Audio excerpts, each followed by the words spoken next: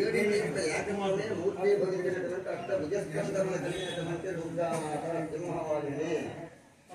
అయితే ఎందుకు వారాహి కాదు కిరాత వారాహిని మొన్నటి వరకు మహావారి చెప్పుకునేవారు. కారణం ఏంటి?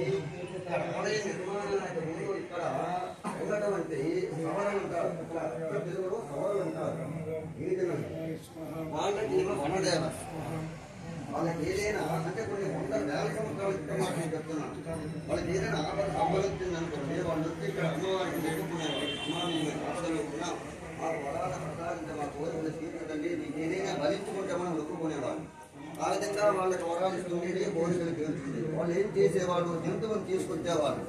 బలిపడమే కాదు ఆ యొక్క రక్తాభిషేకం చేసేవాళ్ళు. ఆ జంతువు యొక్క రక్తం చేత అమ్మవారికి మనం టెంకాన్ని అభిషేకం చేసినట్టు తీసుకునేవాళ్ళు. పూజింపబడి వారి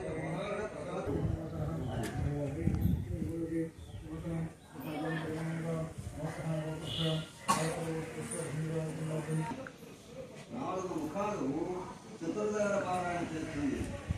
ఒక ముఖం అటు వృద్ధంగా ఉంది. అప్పటికి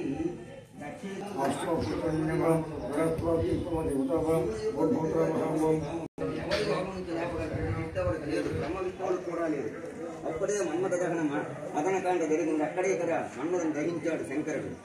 ఏదో ఒక విధంగా కళ్యాణాన్ని ఒప్పించాడు. అప్పటికి ఈ యొక్క లోకాభిషేక దహించుకున్నటువంటి నాటుకున్నటువంటి వెళ్ళి మేనకా గర్భవాసనం విమత్పుత్రిగా పార్వతీదేవిగా అక్కడ పుట్టిందనమాట. కళ్యాణాన్ని ఒప్పించారు. కళ్యాణం జరుగుతుంది. సమస్తమైనటువంటి దేవతలంతా కూడా కళ్యాణ వేదికల్లో బాలులు తీసుకుపోతున్నారు.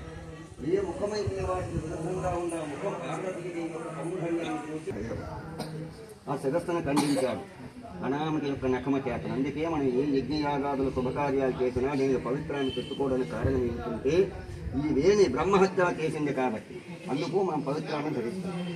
అప్పుడు ఎప్పుడైతే ఆ యొక్క శిరస్సును ఖండించాడో ఆ శిరస్సు ఏమైంది? తన చేతికి అతుక్కుపోయింది. బ్రహ్మహత్య మహాపాతకానికి ఒడిగట్టాడు కాబట్టి సమస్తాన్ని మరిచిపోయాడు శంకరుడు. అతను నేను శంకరుడు అన్నటువంటి విషయం కూడా తనకు గుర్తులేదు. ఆ కపాలాన్ని పట్టుకుని కొన్ని కల్పములు వైరాగ్యాన్ని పొంది కైలాసాన్ని విడిచిపెట్టి భిక్షాటన చేశాడు.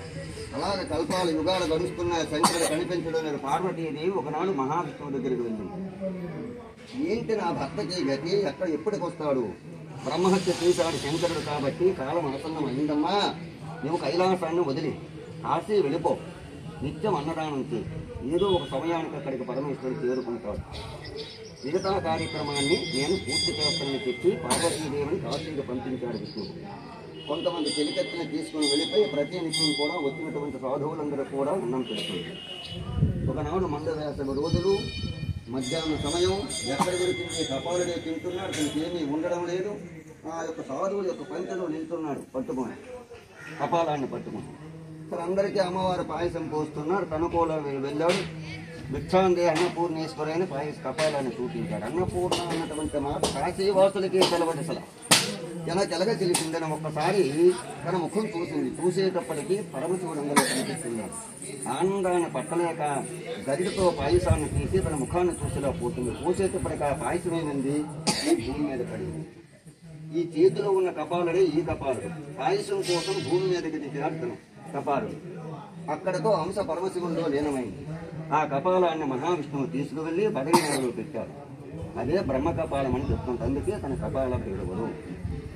ఇక్కడ ధన్వంతరి ప్రతిష్ఠించాడు వరుణేశ్వరుడు. పైన నరసింహమూర్తి.